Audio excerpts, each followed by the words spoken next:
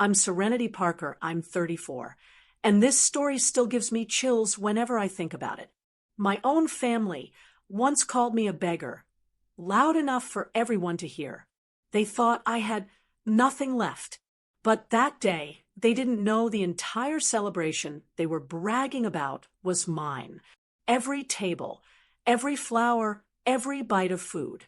Stick around till the end and tell me where you're watching from. Don't forget to subscribe for more stories about family drama and emotional courage. I remember that morning so clearly. It was a Wednesday, gray clouds pressing against the windows, the kind of day that already feels heavy before it even begins. I was sitting at my kitchen table in my small apartment in Charlottesville, sipping lukewarm coffee and scrolling through emails. Most were work-related invoices and supplier updates from my catering company. Then one message stopped me cold. It was from Amanda, my younger sister. The subject line read, "Wedding invitation. Hope you'll come." I stared at it for a long time, the letters blurring slightly as my throat tightened. Amanda and I hadn't spoken properly in over 5 years. The last time we'd seen each other was at our mother's house during an argument that ended with her yelling, "You'll always be the family charity case." I had walked out that night and never went back. Opening that email felt like opening an old wound. Still, curiosity got the better of me. Inside was a formal wedding invite, all cream cardstock and gold script, the marriage of Amanda Parker and Matthew Jameson. Venue, the Maplewood Estate. Saturday, June 18th. Underneath, a short handwritten note. "Serenity, I know we've had our differences, but I'd like you to be there. Family should be together on big days." My first reaction wasn't joy. It was confusion, followed by a slow wave of disbelief. Why now? Why after years of silence, after all the names and sneers? But then again, that was Amanda, charming when it suited her, apologetic when it looked good in public. Still, part of me softened. Maybe she was genuinely trying. Maybe time had changed her. I set my coffee down and leaned back in the chair. My hands trembled a little. Memories rushed in. Amanda, 3 years younger, always perfect, always admired. I was the older one who never made it. After Dad died, Mom made it clear which daughter she favored. Amanda got her college tuition covered and a new car. I got, as she once said, a chance to grow up on my own. I swallowed hard. The last time I saw them all together, I was working 2 jobs, one at a grocery store, another delivering food for a local bakery. They used to joke that I'd serve tables forever. They didn't know that those jobs would later teach me how to start my own business. That day, sitting there, I thought about ignoring the invitation, deleting it, pretending it never came. But something inside me, a mix of curiosity and quiet strength, wouldn't let me. Maybe it was time to face them, not for revenge, but for closure. I printed the invite and pinned it to my fridge. A small step, but symbolic. It was time to see what family meant after all these years. 2 days later, my phone rang. It was my cousin, Lacey, who'd always played both sides. "Hey, Serenity," she said, her voice sugar-sweet but hesitant. "You got the invite, right?" "I did," I said slowly. "Oh, good. Amanda was worried you wouldn't come. Everyone's excited to see you." Her tone had that practiced cheerfulness people use when they're trying to sound kind but don't quite mean it. "Really?" I asked. "Excited? Huh? Well, it's been a long time. People talk, you know how it is. But it'll be nice to have everyone together again." There it was, that polite half-truth. People talk. I could imagine exactly what they'd been saying.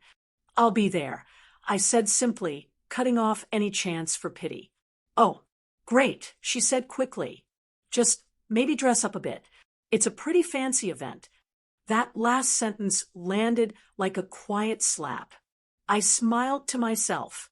"Don't worry, Lacey," I said. "I'll fit in just fine." She hung up sounding relieved. I sat there, staring at the phone, and for the first time in years, I actually laughed. A quiet, tired laugh. That night, I couldn't sleep.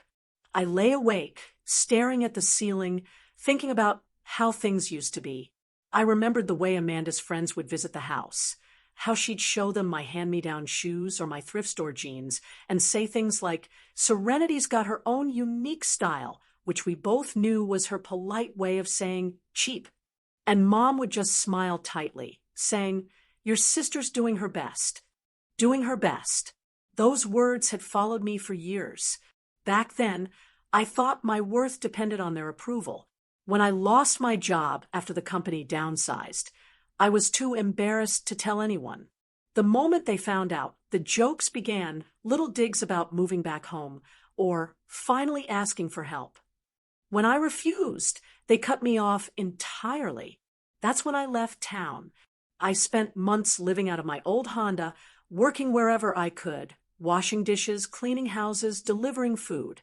It was humiliating, yes, but also freeing. Nobody knew me. Nobody expected anything. And slowly, with the right connections and a lot of persistence, I built something of my own.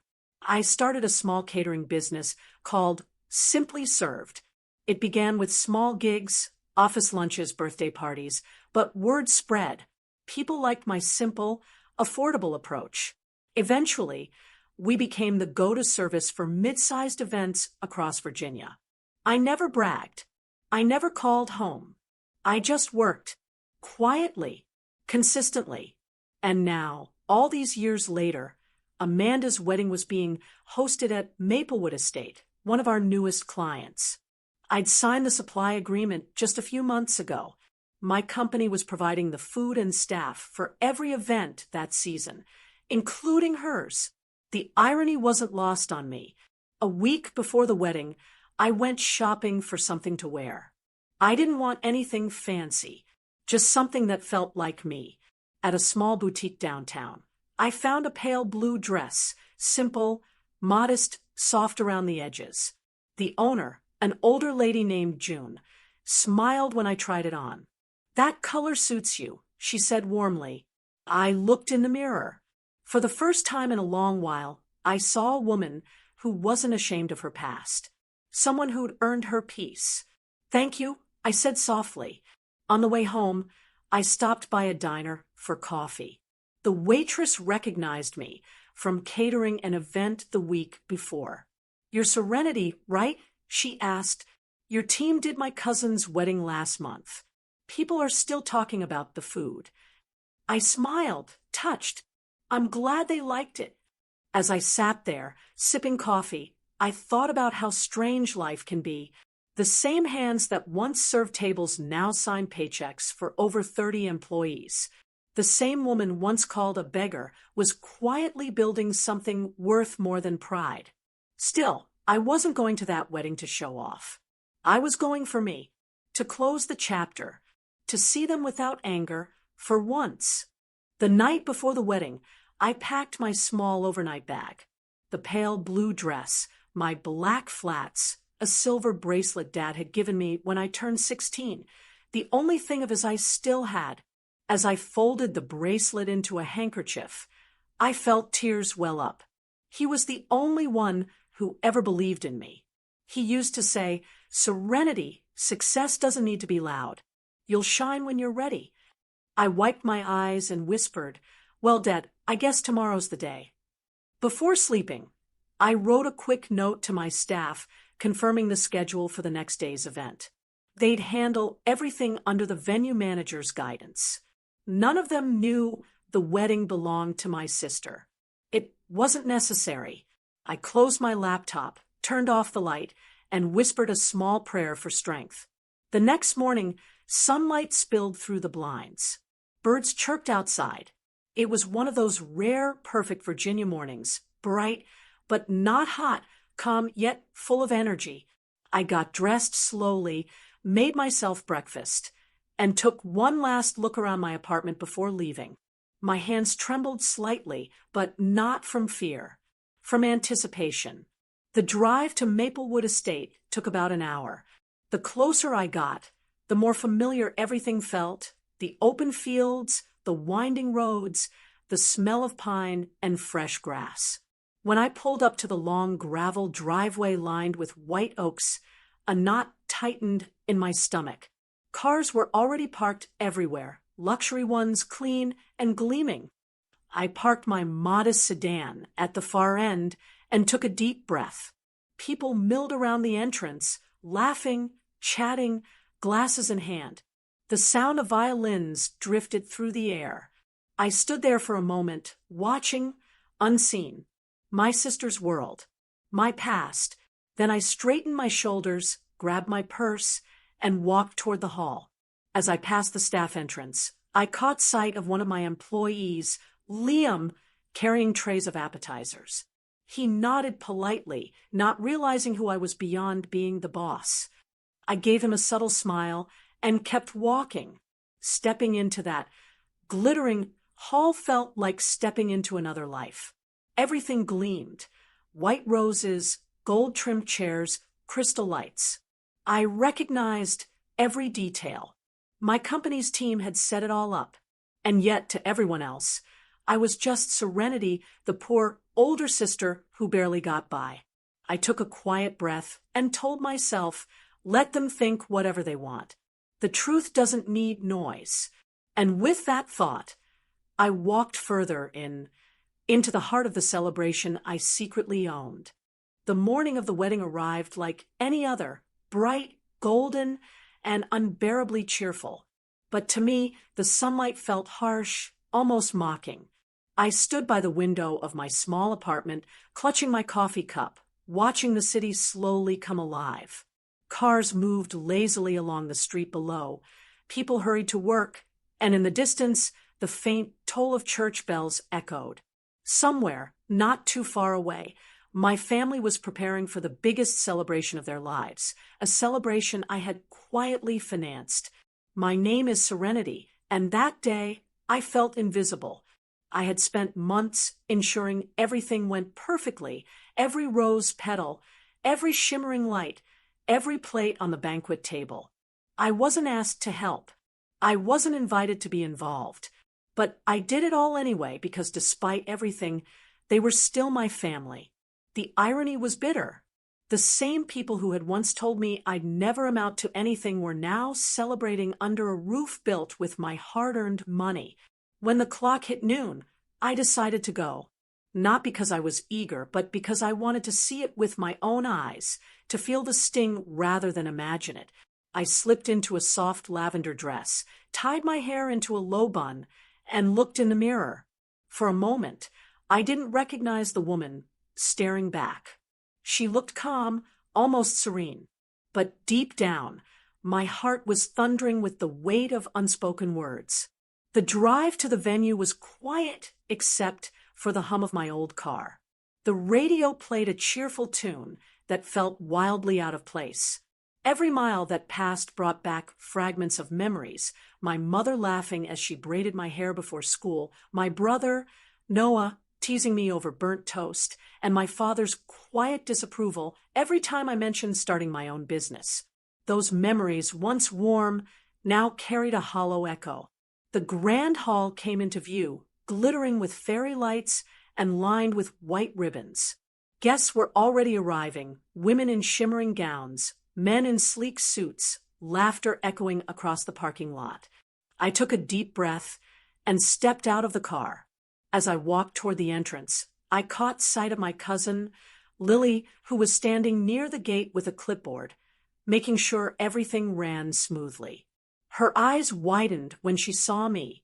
"Oh, Serenity, you came," she said, her voice carrying a hint of surprise she didn't bother to hide. "I was invited," I replied softly, forcing a smile. Her lips curved, but her eyes didn't match. "Of course. I just didn't think you'd show up, with how things have been." I knew exactly what she meant. How things have been was her polite way of saying how I distanced myself after years of being treated like the family's cautionary tale, the one who dared to chase independence instead of approval. Inside, The hall shimmered with gold and cream decor. The scent of lilies filled the air, mingling with the aroma of roasted chicken and fresh pastries. The guests were glowing, posing for photos, clinking glasses, laughing without a care in the world. I found a seat near the back, quietly observing. From where I sat, I could see everything: the lavish decorations, the tables stacked with food, and my family moving among the crowd like royalty. My mother, elegant in a navy gown, was smiling widely, shaking hands, completely unaware of my presence.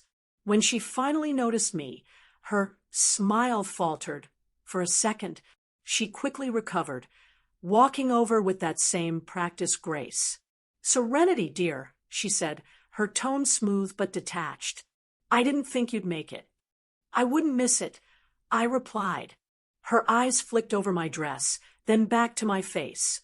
"It's nice that you could come. We were all so busy. I didn't know if the invitation reached you properly."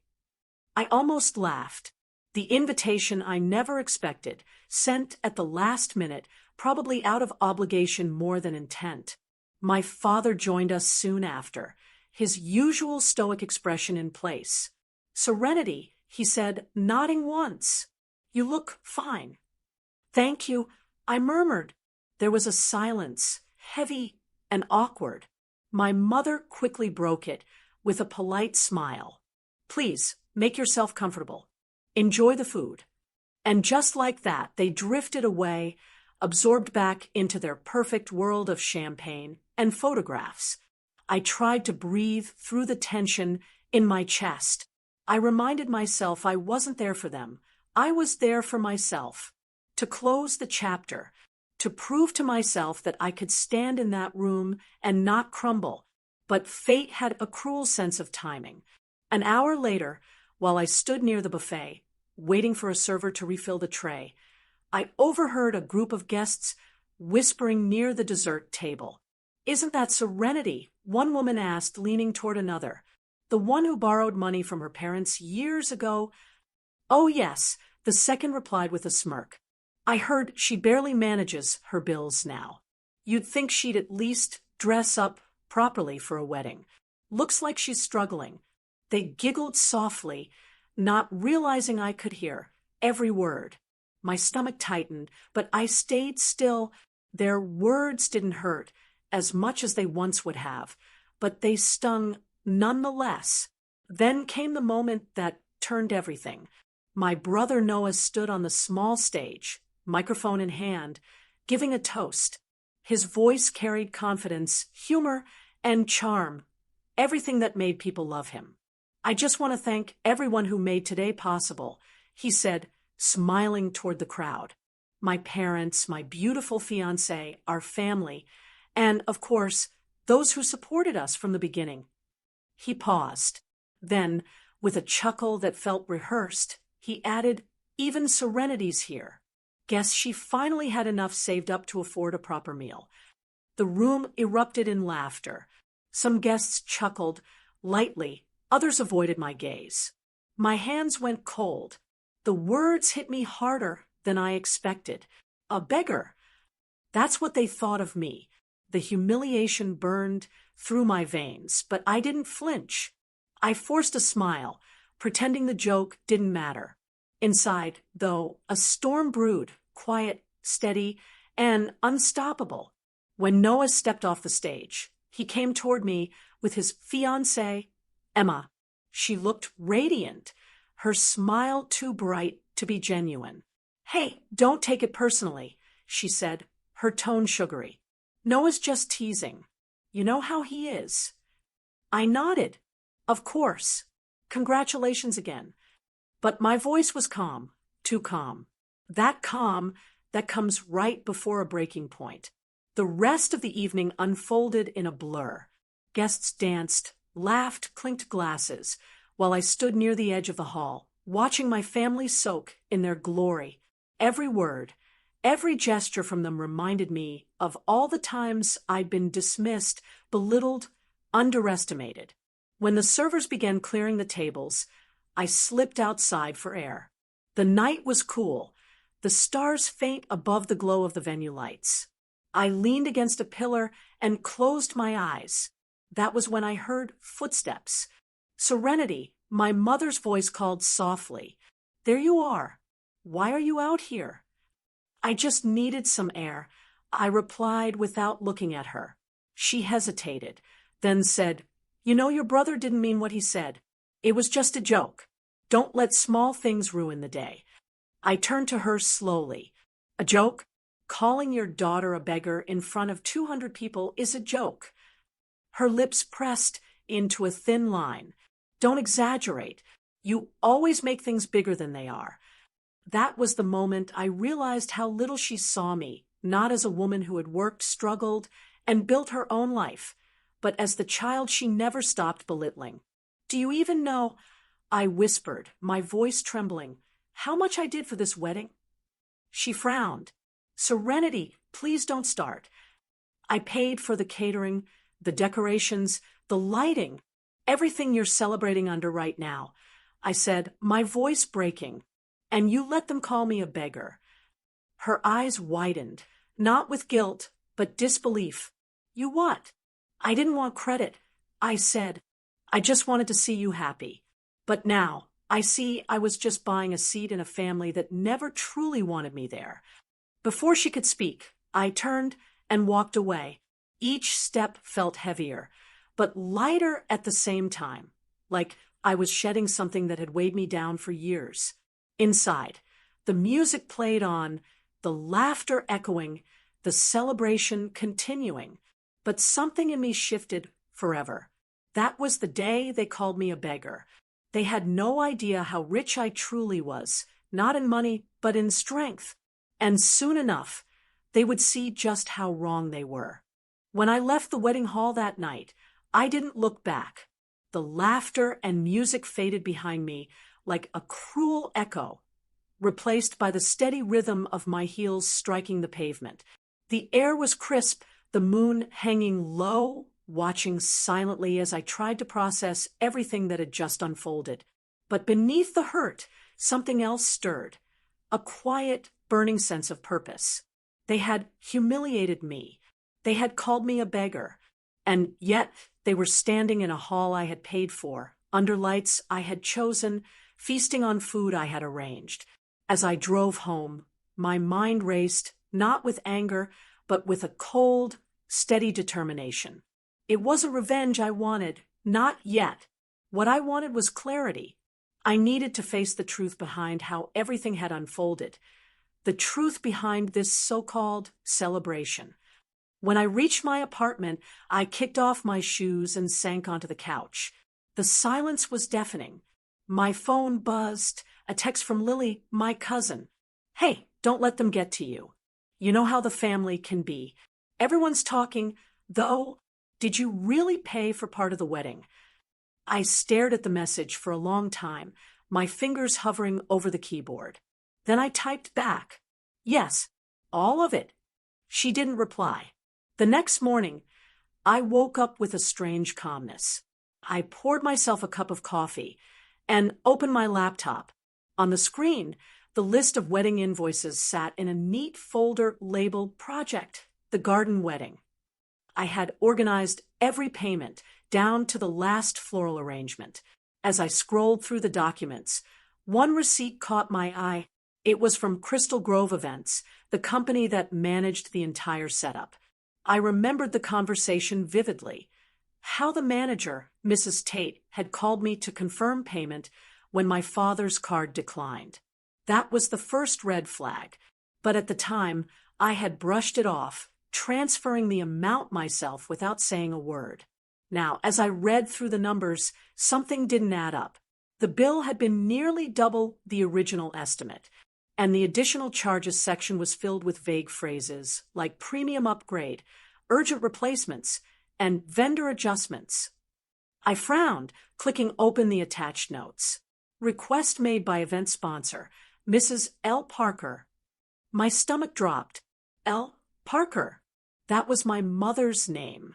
She had requested upgrades, ones I hadn't approved, and charged them to my account. I sat back, stunned.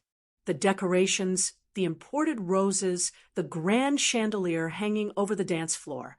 It all made sense now. She had used my payment details for every extravagant addition, all while pretending it came from her own pocket.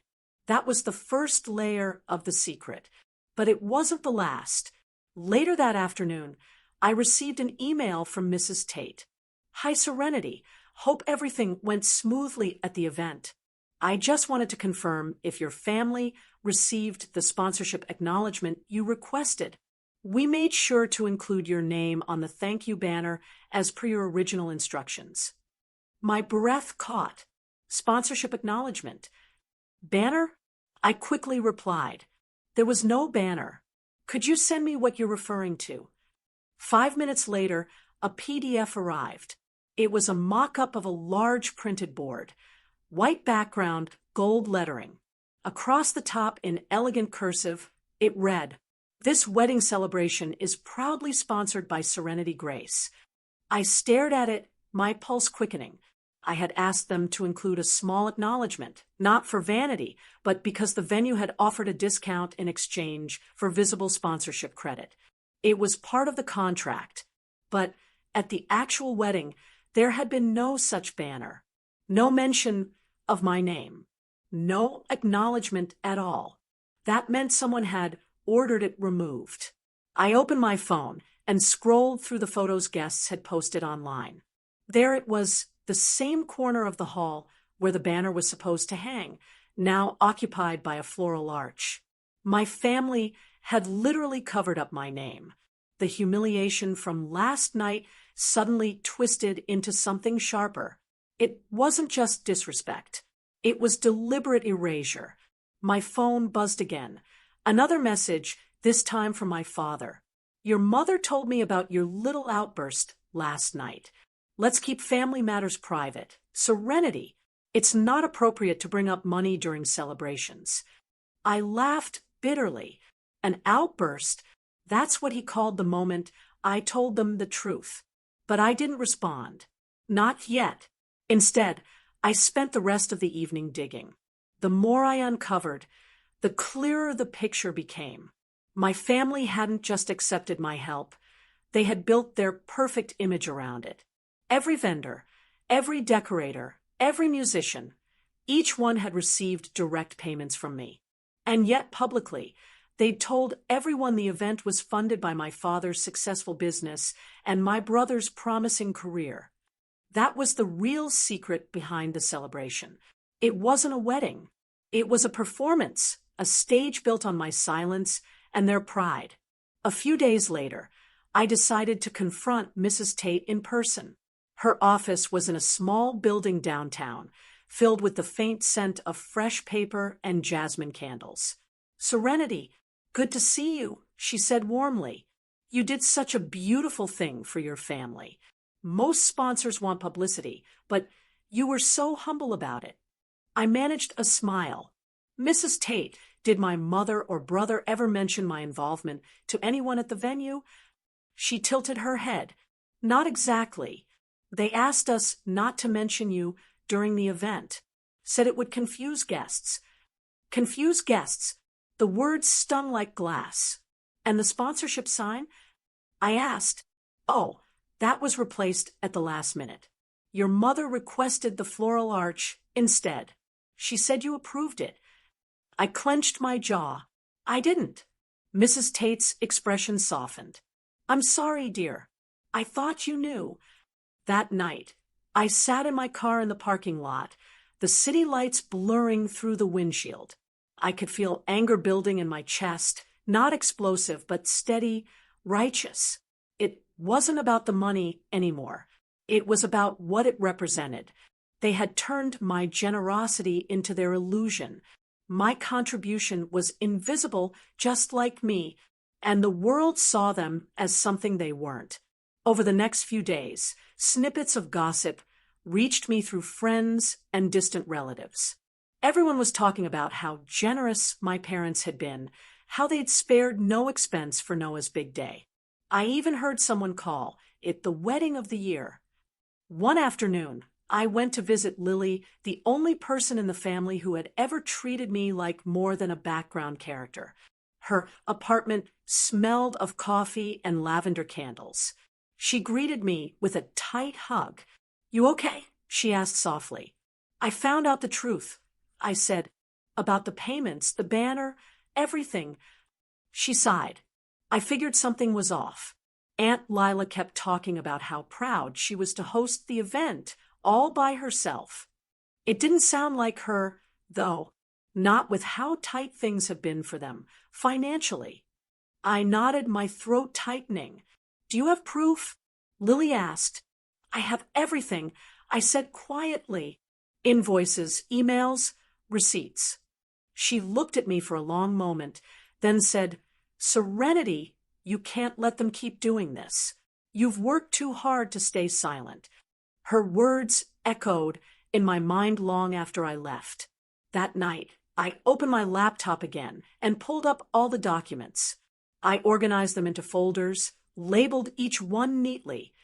Invoices, payments, communications, proof of sponsorship. I didn't know what I was going to do yet, but I knew I wasn't going to let the truth stay buried. As I worked, I remembered the small moments from that night, the laughter, the toasts, the way Noah's fiancé had smiled at me as if I didn't belong. They thought they could use me, erase me, and still call me a beggar. They had no idea the kind of woman I'd become, the one who built a business from nothing, who spent years learning how to survive without their approval. And now, they had no idea that the foundation of their perfect celebration was about to crack. Because secrets, no matter how carefully hidden, have a way of finding their light. And this one, the secret behind the celebration, was about to burn brighter than they could ever imagine. When I closed my laptop that night, I didn't realize I was setting the stage for something that would change everything. The documents sat there, lined, labeled, undeniable. But it wasn't just about proof anymore. It was about reclaiming my dignity, my voice, and the truth that had been stolen from me. Sleep didn't come easy. Every time I closed my eyes, I saw their faces at the wedding. The laughter, the smugness, the pity. I remembered my mother's whisper, "Some people just don't know when to stay in their place." That sentence stayed with me. It wasn't about money, it was about control. By morning, my decision was made. I wasn't going to hide anymore. I brewed my coffee, sat at the kitchen counter, and stared at the soft morning light spilling across my tiny apartment. For years, that apartment had felt like a reminder of where I came from, humble, small, unimportant in their eyes. But now, it felt like home base, the place where truth would begin. I opened my email and began writing to Mrs. Tate from Crystal Grove Events. "Good morning, Mrs. Tate. I need your assistance. Could you please prepare a detailed statement confirming all payments made under my name for the Parker wedding? I'll need your signature and company letterhead attached." She replied within an hour. "Of course, Serenity. I'll have it sent by noon. I hope everything's all right." It wasn't, but it was about to be. While waiting, I made another call to a local printing company I'd worked with before. "Hi, this is Serenity Grace. I need 50 high-quality prints made this afternoon. Yes, color copies. Yes, confidential." The man on the phone didn't ask questions.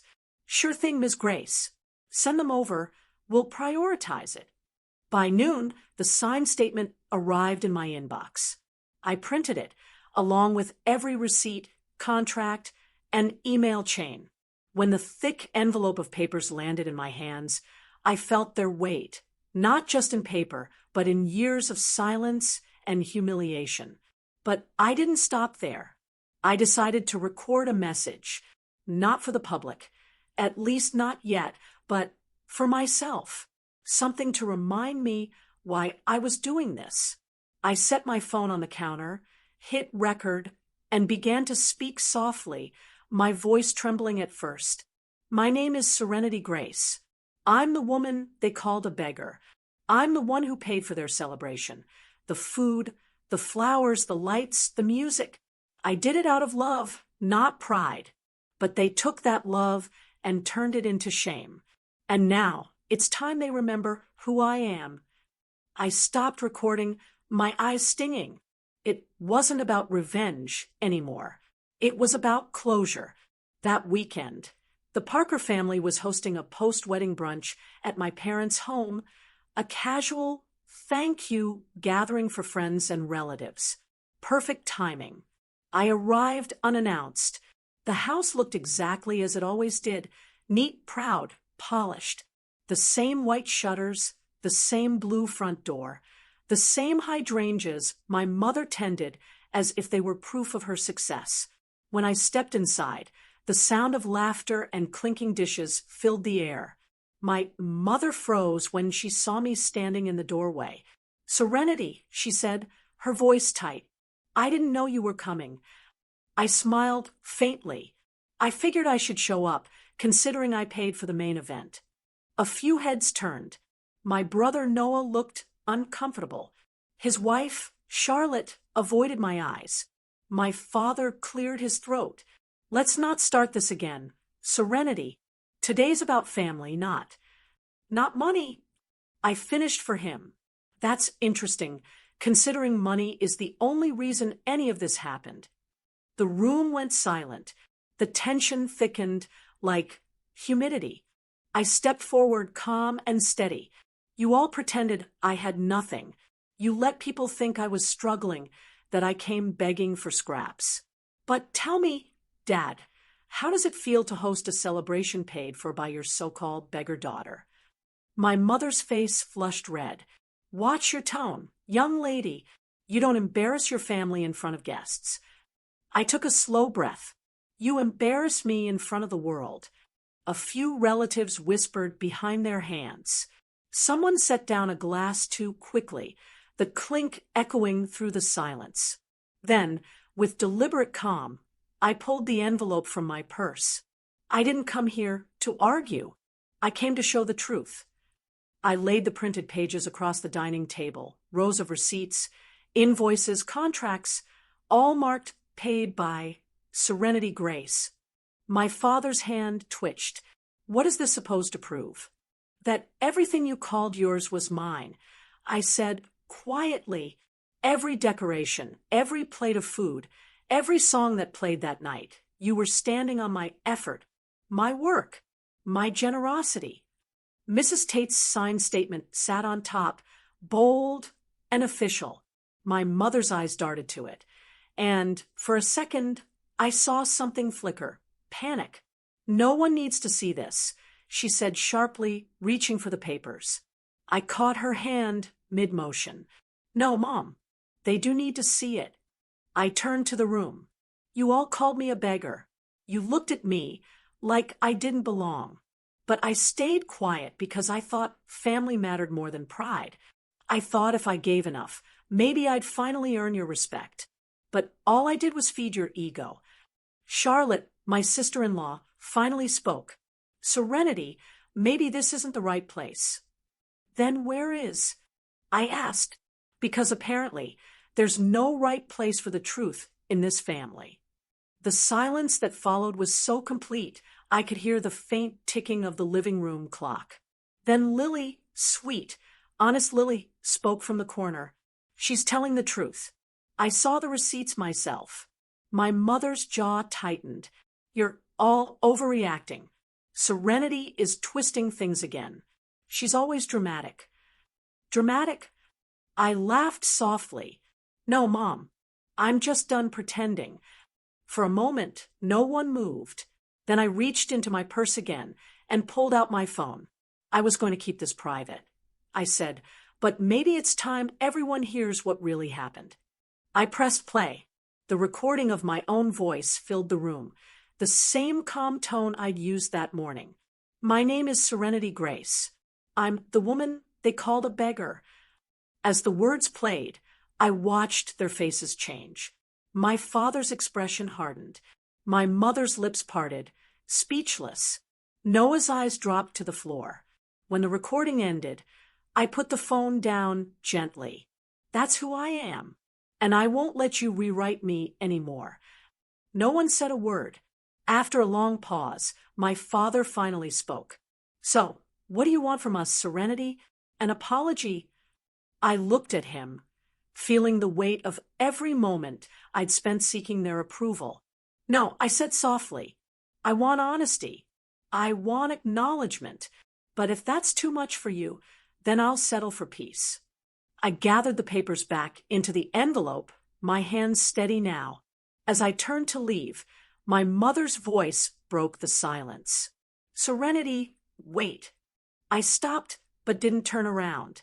"You didn't have to humiliate us," she said quietly. "You could have come to us privately." I turned back slowly. "I did, Mom. My whole life has been me coming to you, privately, asking to be seen, to be heard. And you never listened. Today wasn't about humiliating you. It was about freeing myself." Her lips parted, but no words came out. I walked toward the door, the tension following me like a shadow. Then, just as I reached the porch, I heard Lily's voice again. "You did the right thing, Serenity," she said softly. I smiled faintly. For the first time in a long time, I think I did.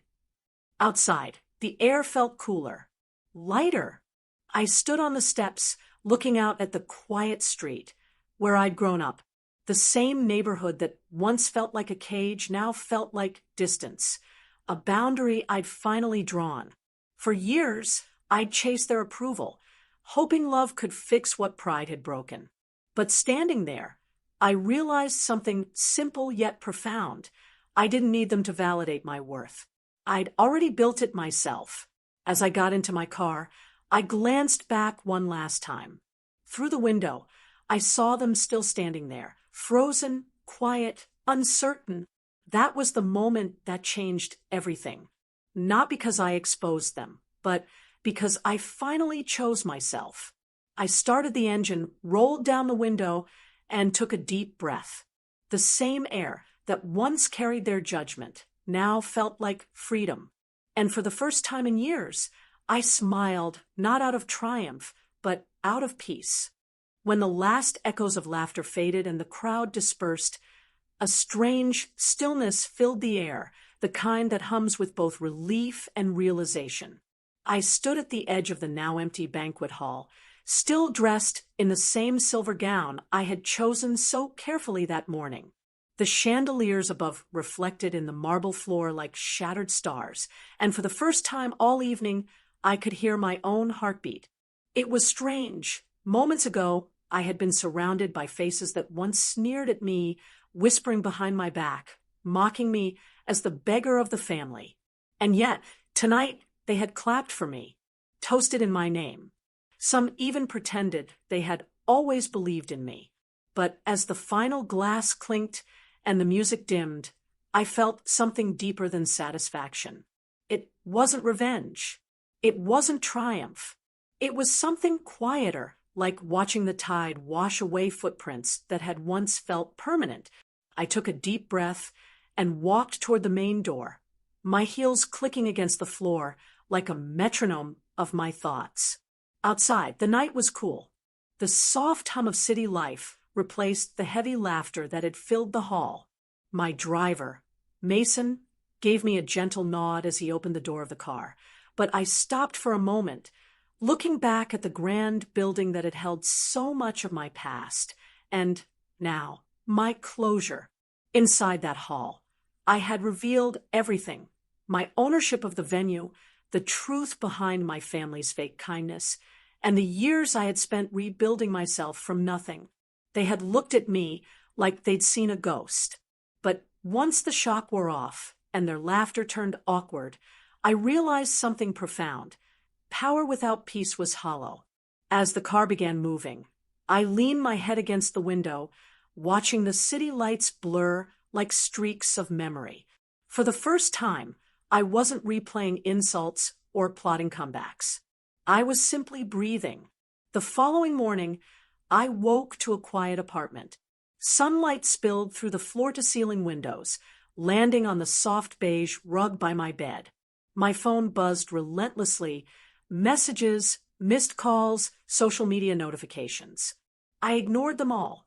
For years, I had chased validation from people who only ever saw me as competition or a burden. I wasn't doing that anymore. Instead, I made coffee, black, strong, and grounding. I sipped it slowly, the bitterness comforting in its honesty. It reminded me that truth, like coffee, doesn't always need sugar to be satisfying. By noon, I received a call from Aunt May, the only relative who had ever shown me genuine affection. Her voice trembled slightly as she said, "Serenity, I watched everything unfold last night. You handled it with such grace. Your mother would have been proud." Her words caught me off guard. For so long, I had tried not to think about my mother, about how she'd been treated by the same family that later turned on me. But hearing Aunt May say her name, with that soft ache in her tone, brought a lump to my throat. "Thank you, Aunt May," I whispered. "It wasn't easy." "I know," she said gently, "but you've always had that fire in you, the kind that burns quietly until the right moment." After the call ended, I sat in silence for a long time, her words echoing in my mind. Maybe the night before hadn't been about revenge after all. Maybe it had been about release. Later that week, I returned to my design studio, the one I had built from scratch, tucked away in a quiet corner of the city. The scent of paint, paper, and freshly brewed espresso greeted me like old friends. My assistant, Lily, looked up with wide eyes when I walked in. "Serenity, the whole internet is talking about you," she said, half excited, half nervous. "Your story's everywhere. People are calling you the woman who rose from ashes." I chuckled softly. "Let them call me whatever they want, Lily. I'm just glad they're not calling me a beggar anymore." She grinned. "Well, they're definitely not. Orders have tripled overnight. We even got inquiries from 2 fashion houses in New York." For a moment, I felt that familiar flutter of pride, not the ego-driven kind, but the kind that comes from knowing you built something real, something that mattered. As I moved through the studio, my fingertips brushed over fabric rolls, sketches, and the metallic mannequin that had once been my only companion on long, lonely nights. It was all tangible proof that pain could build beauty when you refused to give up. But beneath that pride, a quieter realization began to form, one I couldn't ignore anymore. Success wasn't the real victory. Healing was. A few days later, I decided to visit the park I used to go to when I needed to think. The same one where I'd sat years ago with tears freezing on my cheeks, wondering if I'd ever be enough. This time, I brought a journal, something I hadn't done since my college days. I sat under an old oak tree, its branches swaying gently in the wind, and began to write. I've learned that silence after laughter isn't emptiness. It's truth echoing back to you. The world quiets down when you finally stop needing its applause.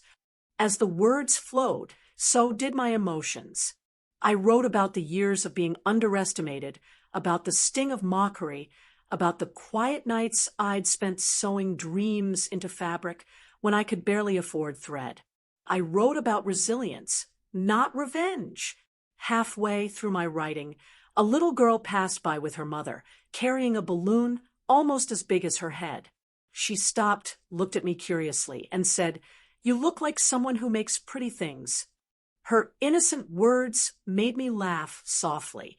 I replied. The mother smiled at me as they walked away, and I felt something in my chest loosen, that tight knot of bitterness I had carried for so long. Maybe forgiveness didn't always have to be spoken aloud. Maybe it could just be felt, like this quiet peace that was slowly taking root inside me. That evening, Mason dropped off a small envelope. "This came for you at the office," he said. I opened it and froze. It was a handwritten note from my cousin Olivia, the same cousin who had laughed the loudest when they called me a beggar. "Serenity, I don't expect forgiveness, but I want to say I'm sorry. You didn't deserve what we did. I was jealous, not of your success, but of your strength. That night showed me what real dignity looks like. I hope one day we can talk. For a long while, I just stared at the letter.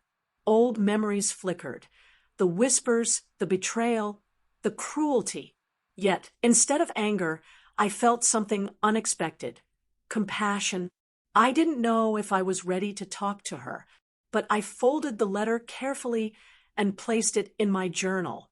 Some wounds didn't need to reopen. They just needed to be acknowledged. Weeks turned into months, and life found its rhythm again. My business grew, my peace deepened, and for the first time in years, I started dreaming without fear. One evening, while reviewing a new collection at the studio, Lily asked softly, "Serenity, if you could go back and change one thing, would you?" I thought about it, really thought about it. The laughter, the humiliation, the long climb back to respect. No, I said finally, because every insult, every setback, every tear, it all carved out the person I am now. Without the cracks, the light wouldn't have found its way in. She smiled, and for a moment, the room felt filled with that light, gentle, forgiving, unshakable. A few months later, I was invited to speak at a charity gala. The irony didn't escape me. The same kind of event where I'd once been humiliated, now welcoming me as a guest of honor. When I stepped onto the stage, I looked out at the audience, faces filled with curiosity, admiration, and perhaps a little guilt. I smiled and began. Years ago, I was called a beggar at a celebration. Not because I had nothing, but because the people around me couldn't see my worth. That night broke me, but it also built me. And what I learned after the laughter stopped was this: the world will often judge you by your worst moment, but your story doesn't end there. It begins where you decide to rise again. The applause that followed wasn't loud. It was warm, heartfelt, and real. And that meant more than any standing ovation ever could. Later that night, back home, I stood on my balcony overlooking the city. The air was crisp, the stars scattered like diamonds, and I felt my mother's presence again, not as a memory but as peace. "I did it, Mom," I whispered. "Not for them, for us." In that moment, I realized that closure doesn't come from proving people wrong. It comes from no longer needing to. The laughter had stopped. The noise had faded, and in the silence, I finally found myself. The story of that night, of being called a beggar, of revealing the truth, of standing tall after years of silence, became more than just a chapter in my life. It became my awakening. I realized that sometimes life strips you down, not to break you, but to rebuild you into someone stronger, wiser, and kinder than you ever imagined. In the quiet days that followed, I stopped searching for apologies that never came. I stopped trying to rewrite the past or prove my worth to people who had already decided it didn't exist. Instead, I began living for the woman I had become, the one who had faced ridicule, betrayal, and loss, yet chose grace over vengeance. Every morning, when sunlight poured through my window and warmed my face, it reminded me that light always finds its way back, no matter how dark the night once was. I found beauty in the simplicity of things I used to overlook: a warm cup of coffee, laughter with my team, late-night walks through the city streets that once made me feel invisible. Now they felt like home. Sometimes I still crossed paths with familiar faces, the same ones who had turned away when I needed them most. They looked at me differently now, some with guilt, some with envy, some with quiet admiration. But I no longer sought their approval. I had outgrown the need to be understood by those who never tried to see me in the first place. One evening, as I sat by my window, I opened my journal again. On a fresh page, I wrote, "The world will laugh when you stumble, but it will fall silent when you rise. Don't rise for their silence. Rise because you remember who you are. Tears welled in my eyes, not from sadness, but from gratitude. Every scar, every sleepless night, every cruel word, they had all shaped me into someone who no longer broke under judgment. I had learned to rebuild quietly, love deeply, and forgive without needing to forget. The truth was, the laughter had never really been about me. It had been about their own insecurities, their need to feel taller by cutting someone else down. Once I understood that, their words lost their power forever. Now, when I think of my journey, I smile, not because it was easy, but because it was real. And real stories, no matter how painful, always end with growth. So if you're listening to this, wherever you are, remember this. Every time someone underestimates you, it's not your ending, it's your beginning. Rise quietly. Work fiercely. Let success be your echo in their silence. Because when the laughter finally stops, that's when your truth begins to sing.